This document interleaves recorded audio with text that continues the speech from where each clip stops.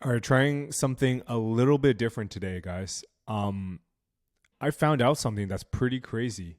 You can get up to 80% commissions on Amazon affiliate deals. And I found out about this recently and I've lightly tested it out.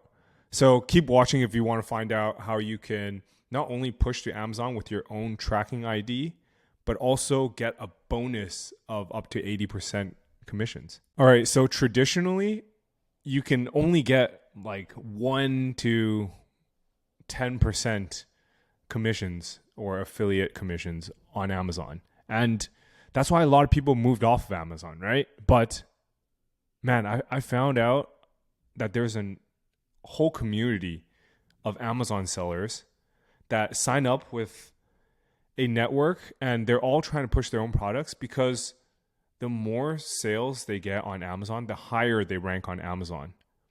So it's like a perfect flywheel of the more sales you get on Google or from Google organic traffic, the more sales you get on Amazon. So the higher you rank. It's like a beautiful flywheel. All right, so enough is enough. I'm not going to tease you guys anymore. The network is Levanta.io. And how much does it cost for sellers? Nothing really.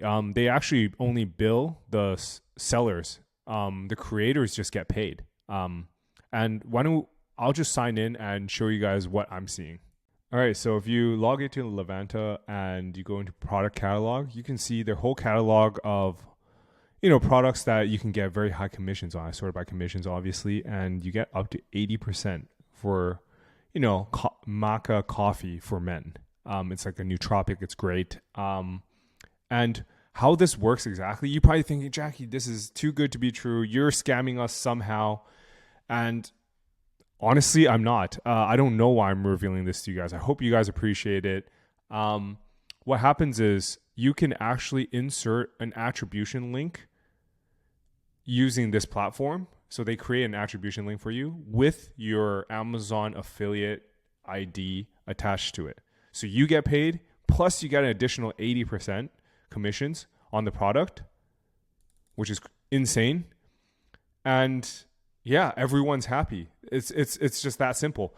But you're probably wondering, okay, why do sellers do this? As mentioned earlier, this would rank them higher on Amazon for their respective keywords. For example, maca coffee.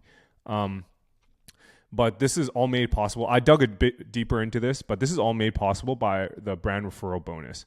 So what this means is Amazon is actually doing this bonus as like a promo. I don't think it'll last forever, but what they're doing is they're refunding 50% of, I think, the commissions that Amazon charges back to the seller if they use this program to onboard, affiliates like us. And that I think that goes to about like 7.5 or to up to 15% of the total sales. So for example, if you sell a product for $100, I think the kickback to the seller is 7.5 to 15%. That's why they're able to offer such a large affiliate bonus on top of that.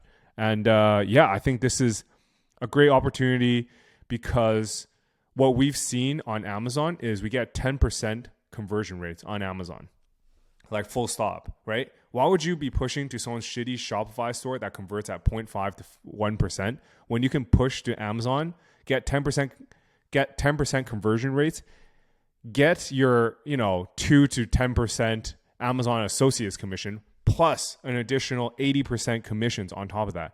It's a no-brainer. Everyone, this is the tip of the day. Get started today.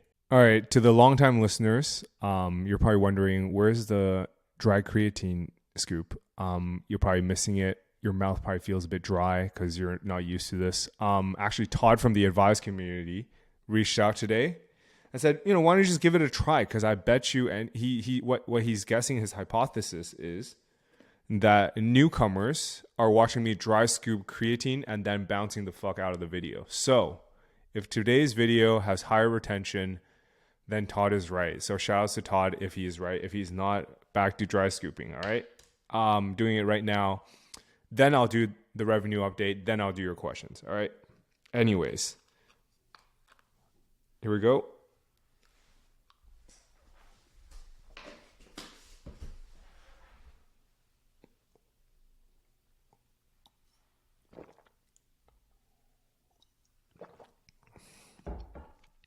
All right, on to the revenue. All right, so yesterday we did 9.6K. That's split between Amazon at 4,600, Mediavine at 3,800, OnlyFans at almost 600, FanFuel at $310.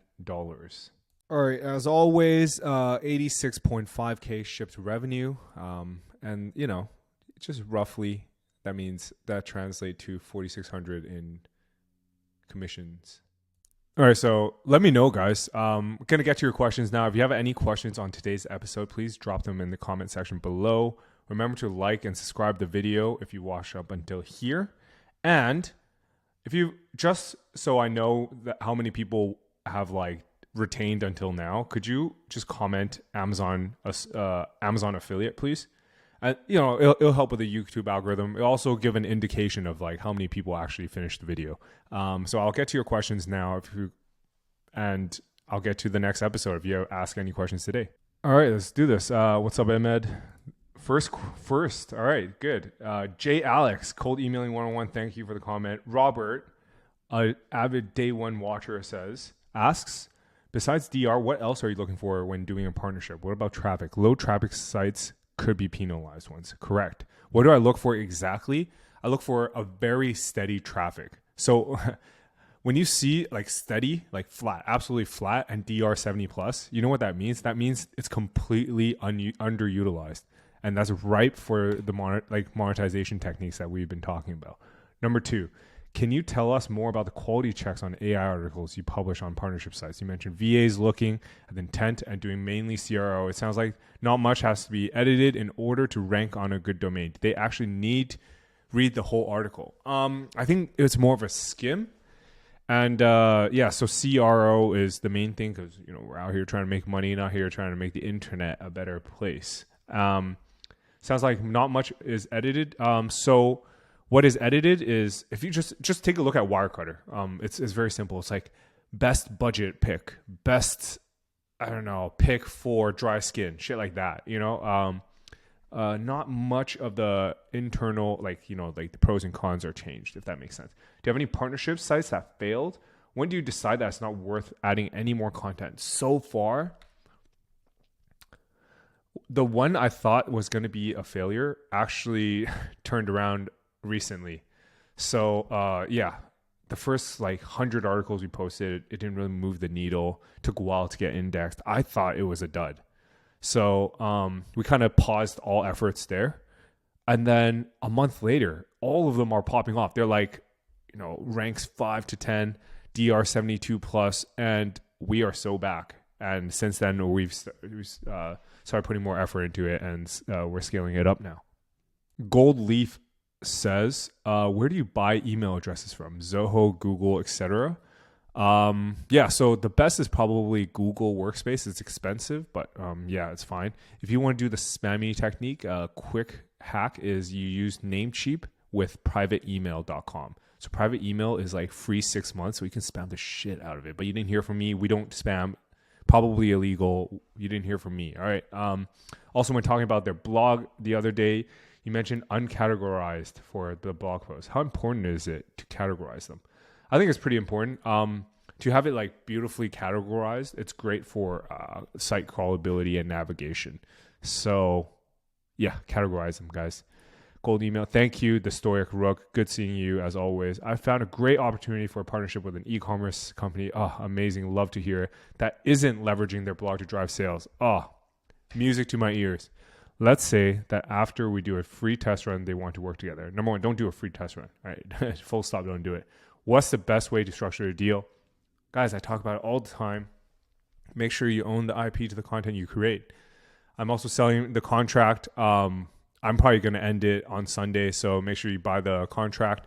I spent $2,000 on it, so make sure you get a $2,000 contract for $200. What are you doing? Should I go with a retainer, or should I get a percentage of sales from the blog?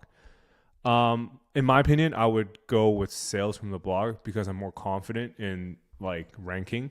If the e-commerce company isn't that strong, you might be good to go with a retainer. It really depends on your financial situation. How can we track sales from blog traffic? You can UTM it.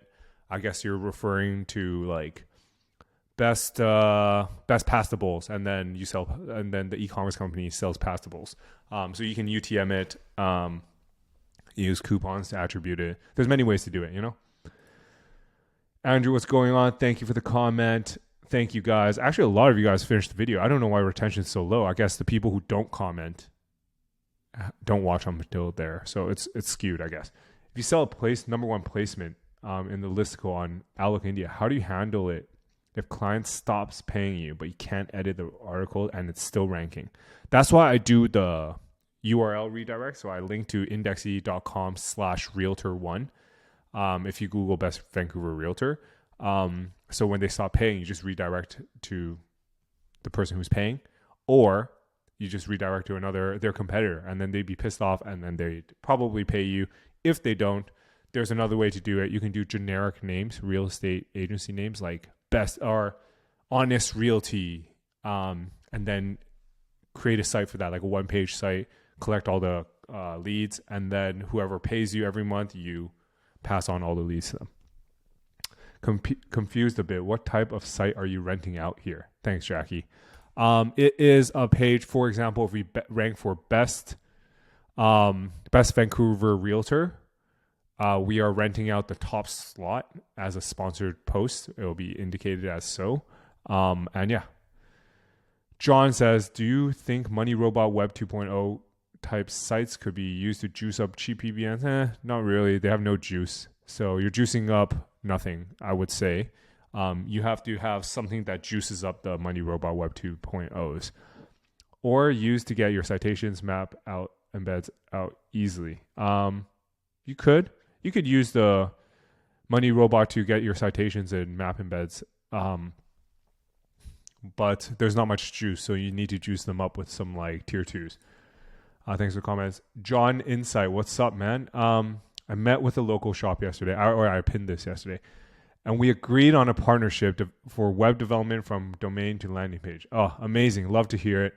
Local keyword ranking, great. For that, I said I would do $1,000 a month minimum.